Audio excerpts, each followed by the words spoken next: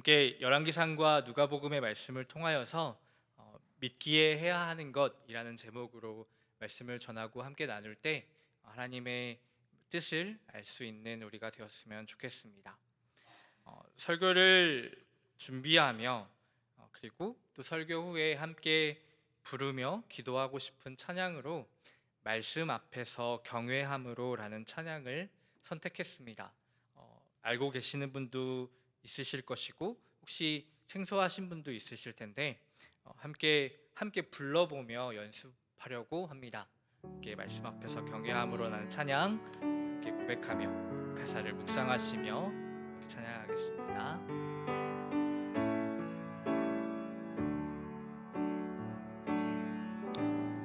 말씀 앞에서 경외함으로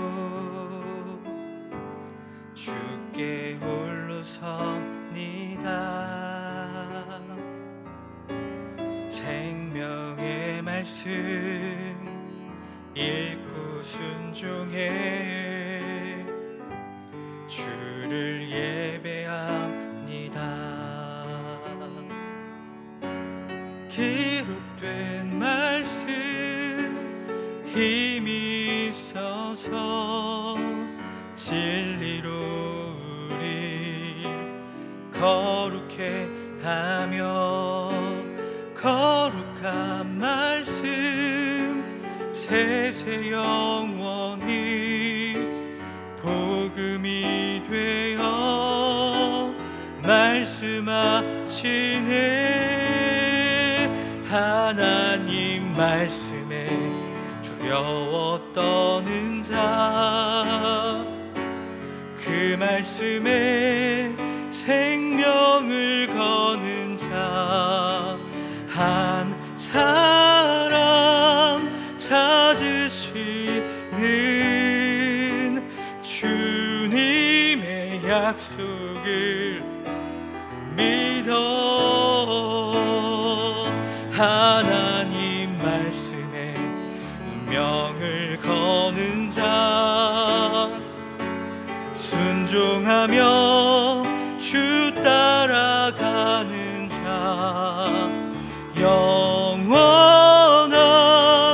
하나님 나라 이뤄갈 주의 교회여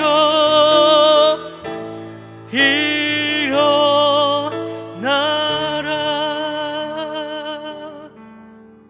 네.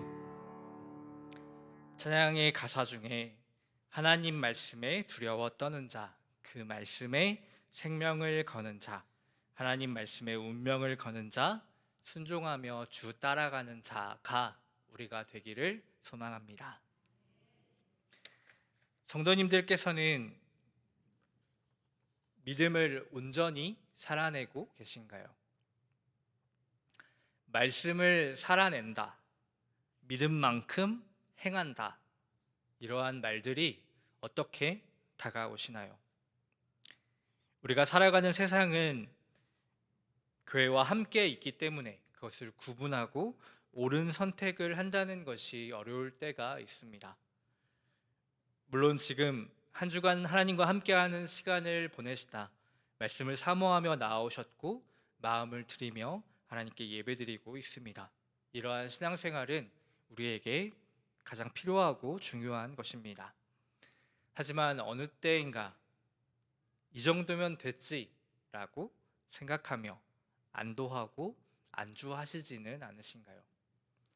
주일 성소를 지켰고 예배 드렸으니까, 봉사하며 사역했고 하나님의 일을 감당했으니까, 또 수요 예배, 금요 예배, 새벽 기도에도 잘 나왔으니까 이 정도면 믿음 생활 훌륭하지 생각하시면서 교회 문 밖으로 나가시면 드라마나 유튜브를 보시거나 뉴스를 찾아 가십거리를 찾아 말하고 세상에 있는 사람들과 다를 것 없이 행동하지는 않으신가요? 아니면 더 죄악에 묶여 그 시간에 타협하고 내가 옳다고 여기는 것을 선택하며 그것이 하나님의 뜻인 것처럼 생각하지는 않으신가요? 믿기에 해야 하는 것들이 우리에게 있습니다. 함께 읽은 본문 말씀인 열왕기상에는 엄청 바보 같은 한 사람이 등장합니다. 바로 나봇입니다. 나봇은 열왕기상 21장에 등장하는 인물입니다. 세상에서 제시하는 물질과 성공, 기쁨을 선택하지 않습니다. 타협하지 않았고 좋아 보이는 것을 쫓지 않았습니다. 끝까지 바보같이 무엇인가를 지키다 돌에 맞아 죽게 됩니다. 이스라엘의 왕 아합은 이스르엘에 있는 나봇의 포도원을 자신의 왕궁 가까이에 있는 밭으로 사용하고 싶었습니다. 그래서 나봇을 불러 더 좋은 포도원으로 바꿔주겠다고, 값을 충분히 지불하겠다고 제안합니다. 하지만 나봇은 조상에게서 물려받은 땅은 하나님의 기업이므로 함부로 팔거나 양도할 수 없다라는 율법을 지키기 위해 이를 거절합니다. 단순히 거래를 거부한 것이 아니라 하나님께서 주신 유산을 지키려 했던 것입니다. 아합은 원하는 것을 얻지 못하자 집으로 돌아와 침상에 누워 식사도 하지 않을 만큼 크게 낙심합니다. 이를 본 왕비 이세벨은 자신이 문제를 해결하겠다며 왕의 이름으로 편지를 써서 장로들과 귀족들에게 보냈습니다. 이것은 이세벨 여왕의 계략이었습니다. 이세벨은 금식을 선포하게 하고 나봇을 백성들 앞에 세운 뒤 두 사람의 거짓 증인을 내세워서 나봇이 하나님과 왕을 저주했다라고 거짓 증언하게 했습니다. 당시 율법에 따르면 이러한 죄는 사형에 해당됐기 때문에 나봇은 성 밖으로 끌려가 돌에 맞아 죽게 됩니다. 나봇이 죽었다는 소식을 들은 이세벨 여왕은 아합 왕에게 포도원을 차지하라고 말했고 아합은 나봇의 포도원을 차지하게 됩니다. 이후의 이야기는 하나님께서 엘리야를 보내 그의 죄를 책망하셨고 심판과 비참한 최후를 맞게 될 것이라고 예언합니다. 제가 말씀드리고자 하는 부분은 나봇이 포도원을 팔지 않은 이유에 대한 것입니다. 지금 세상의 왕인 아합이 자신이 가진 땅을 달라며 더 좋은 포도원으로 바꿔주겠다고 충분한 값을 지불하겠다라고 말을 했는데 나봇은 이를 거절합니다. 본문 말씀이 있는 열왕기상 21장의 앞부분에는 엘리야와 가짜 선지자들과의 기도의 전쟁, 그리고 아람 왕 베나닷과의 전투의 모습을 말해줍니다. 아합 왕과 이세벨 여왕의 악행과 함께 그들의 권세가 얼마나 큰지, 그들이 얼마나 악랄했는지도 말하고 있습니다. 그리고 그것을 알았을 나봇입니다. 하지만 나봇은 자신의 포도원을 왕에게 팔지 않고 끝까지 지키려 했습니다. 나봇이 포도원을 팔지 않은 이유는 단순히 개인의 고집이나 경제적인 판단이 아니라 이스라엘의 땅에 대한 신학과 언약 사상에 근거한 행동 때문입니다. 열왕기상 21장 3절의 말씀을 다시 한 번 더 읽어보도록 하겠습니다. 열왕기상 21장 3절의 말씀 함께 읽겠습니다. 나봇이 아합에게 말하되 내 조상의 유산을 왕에게 주기를 여호와께서 금하실지로다. 아멘. 말씀에 나오는 유산은 나할라라는 히브리어로 기업, 유업을 의미합니다. 단순히 재산이 아니라 하나님께서 각 지파와 가문에 분배해 주신 상속, 분깃이며 언약의 땅이라는 것입니다. 레위기 25장 23절에는 하나님께서 이스라엘 각 지파의 땅을 분배하시며 이렇게 말씀하셨습니다. 토지는 영구히 팔지 말 것은 토지는 다 내 것임이니라. 즉 땅의 진정한 소유주는 하나님이시며 이스라엘 백성은 그 땅을 관리하는 청지기라는 것입니다. 나봇은 왕보다 하나님의 법을 우선시했고 포도원이라는 자신의 개인 자산이 아닌 하나님께서 맡기신 언약의 기업을 지키려 했던 것입니다. 또 나봇은 경제적으로 매우 좋은 조건 앞에서도 자신을 위한 이익이나 만족을 찾지 않았습니다. 왕의 명령보다 하나님의 율법을 더 중요하게 여기는 자였으며 하나님의 말씀을 지키는 신앙을 가진 자였습니다. 나봇은 자신의 신앙적 확신 속에서 신실했으며 결국 포도원을 지킨 것이 아니라 하나님의 말씀을 지킨 사람인 것입니다. 세상의 시각으로는 이해되지 않는 일입니다. 짐 엘리엇이라는 선교사님이 있습니다. 1956년 1월 8일 에콰도르의 쿠라레이강 인근에서 동료 선교사 4명과 함께 그곳의 원주민인 와오라니족에게 살해당합니다. 하나님의 말씀을 듣고 선교를 위해 그 땅에 들어가 첫 걸음을 내딛자마자 그들은 죽임을 당하게 됩니다. 당시 그의 나이가 만 28세였습니다. 좋은 대학과 직장, 안정된 미래도 하나님께 드린 그들에게 세상의 사람들은 허무한 죽음이라고 손가락질하고 욕했습니다. 하지만 그의 일기장에 이런 문장이 있었습니다. 영원한 것을 얻기 위하여 영원할 수 없는 것을 버리는 사람은 바보가 아닙니다. 세상의 눈으로 보기에는 바보 같지만, 손해보는 것 같지만 그는 하나님의 말씀을 위해서 선교를 준비했던 것입니다. 복음서에는 예수님의 십자가를 나봇을 연상시키는 언어로 그려냅니다. 오늘 설교의 두 번째 본문인 누가복음 20장 14절에서 15절까지의 말씀을 함께 읽도록 하겠습니다. 누가복음 20장 14절에서 15절의 말씀 함께 읽겠습니다. 농부들이 그를 보고 서로 의논하여 이르되 이는 상속자니 죽이고 그 유산을 우리의 것으로 만들자 하고 포도원 밖에 내쫓아 죽였느니라.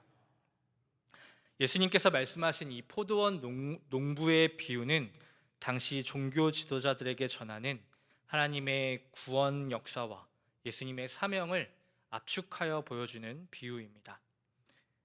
나봇의 이야기를 알고 있던 종교 지도자들에게 포도원과 주인의 아들이라는 표현은 예수님을 알 수 있게 했습니다.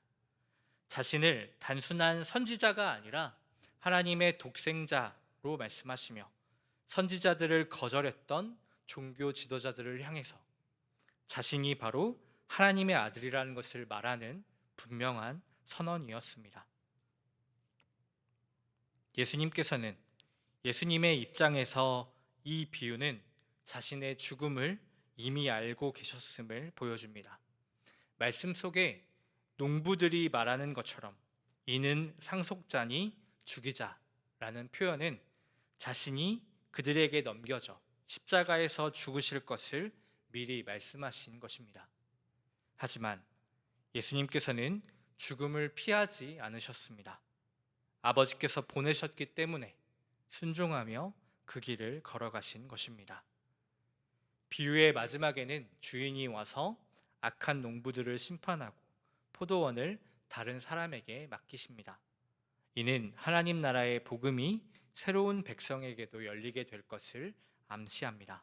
그리고 시편 118편을 인용하시며 건축자의 버린 돌이 모퉁이의 머릿돌이 되어라고 하나님의 구원의 기초가 되는 머릿돌이 될 것임을 선언하십니다. 십자가는 죽음, 실패가 아니라 하나님의 구원 계획의 완성이라 말씀하시는 것입니다. 나봇과 예수님의 비유, 말씀을 지킨 의인의 죽음이 부활의 영광으로 이어진다는 것을 보이셨고, 나봇이 지키려고 했던 믿음이 여전히 존재하는 하나님 나라의 가치임을 드러내신 것입니다. 성도 여러분, 믿기에 해야 하는 것이 우리에게 있습니다. 말씀을 살아낸다는 것, 또 믿음만큼 행한다는 것, 이것은 믿는 자에게 가장 중요한 가치입니다. 더 나아가 이것은 믿는 자라는 우리의 존재의 이유가 되는 것입니다. 분명히 해야 할 것은 말씀을 살아내는 것, 믿음을 행한다는 것이 믿기에 할 수 있는, 우리가 할 수 있는 선택이 아니라 믿기에 해야 하는, 믿기에 해야만 하는, 생명과도 같은, 호흡과도 같은 사명인 것입니다. 생명이, 호흡이 없다는 것은 죽은 것과 같습니다. 예수님을 몰랐다면, 하나님을 믿지 않는다면 세상에 선택을 하는 것이 당연한 것입니다. 더 좋은 것, 나를 부유하게 하는 것, 세상의 성공과 가치를 따르는 것이 맞는 것 같습니다. 하지만 우리가 믿는 자이니까, 나를 향한 하나님의 창조와 구원, 선하심과 의로우심을 믿는 자이니까, 십자가의 사랑과 은혜, 나를 위한 죽음과 부활을 믿는 자이니까 우리는 말씀을 살아내야 하고 믿음만큼 행하여야 합니다. 말씀을 살아낸다는 것, 또 믿음만큼 행한다는 것, 이것은 내가 그것을 할 수 있기에 하는 것이 아니라 내가 하나님을 믿기에 해야 하는 것입니다. 우리는 믿는 자이기 때문입니다. 나봇도, 예수님께서도 하나님을 믿었기에 자신이 지키는 것이 하나님의 기업임을 믿었고, 자신의 죽음이 온 인류를 향한 하나님의 구원 계획임을 믿었기에 말씀 앞에 순종한 것입니다. 이 정도면 됐지, 이 정도면 훌륭하지 말했던 것은 제게 했던 평가입니다. 성경학교를 준비하고 있는데 해왔던 것들이기에 이 정도면 됐지 생각했고, 아이들이 변화되고 신앙의 성장을 원한다고 말하면서도 믿음만큼 행동하지 않았습니다. 성도 여러분, 우리는 믿는 자입니다. 하나님의 말씀에 능력이 있고 십자가의 복음이 생명이 되며 하나님의 뜻이 가장 좋은 것, 가장 선한 것임을 믿는 자입니다. 그렇다면 말씀을 살아내야 합니다. 믿음을 행하여야 합니다. 나봇의 끝은 죽임을 당하는 것입니다. 예수님의 끝은 십자가의 죽음처럼 보입니다. 하지만 하나님께서는 하나님의 말씀을 지키기 위해 살았던 나봇, 평범한 농부였던 나봇을 성경에 기록하셨고 이스라엘의 역사 속에 기억되게 하셨습니다. 또 하나님께서는 십자가의 죽음을, 예수님의 죽음을 부활로, 구원으로 완성하셨고 이루셨습니다. 우리의 죽음까지도 하나님을 위한 것이라면 믿기에 해야 하는 것을 끝까지 지켜낼 수 있는 우리가 되어야 합니다. 세상의 명예와 물질, 성공에 가치를 두지 않고 말씀대로 사는 것이 우리에게 가장 큰 가치가 되기를 소망합니다. 거룩하기 위해 노력하십시오. 성결하기 위해 최선을 다하십시오. 죄를 끊어내야 하고 악을 멀리해야 합니다. 옳은 일을 계속해야 하고 사랑하고 섬기는 일을 쉬면 안 됩니다. 가난하고 어려운 이웃을 돌보고 가진 것을 나눠줘야 하고, 힘들어하고 아파하는 자를 찾아가 위로해주고 안아줘야 합니다. 그것이 하나님의 말씀이기 때문입니다. 말씀을 살아내는 우리가 되어야 합니다. 또 믿음만큼 행하여야 합니다. 하나님이라는 분이 세상 모든 것의 답이기 때문에 그것을 전하고 복음을 말할 수 있어야 합니다. 내게 주신 영혼들을, 그 신앙과 생명을 살리기 위해 책임지고 살려내야만 합니다. 하나님의 일하심을 믿기에 기도해야 하고 다시 살아나는 부흥을 맛보기 위해 예배드려야 하며, 문제가 풀어지고 상황이 변화하는 것을 보기 위해 하나님을 찬양해야 합니다. 나의 죽음도 하나님을 드러내는 일이라면 기꺼이 목숨까지도 내어놓을 수 있어야 합니다. 사랑하는 성도 여러분, 믿기에 해야 하는 것이 우리에게 있습니다. 말씀을 살아내는 우리가 되기를 소망합니다. 믿음만큼 행할 수 있는 우리가 되기를 소망합니다.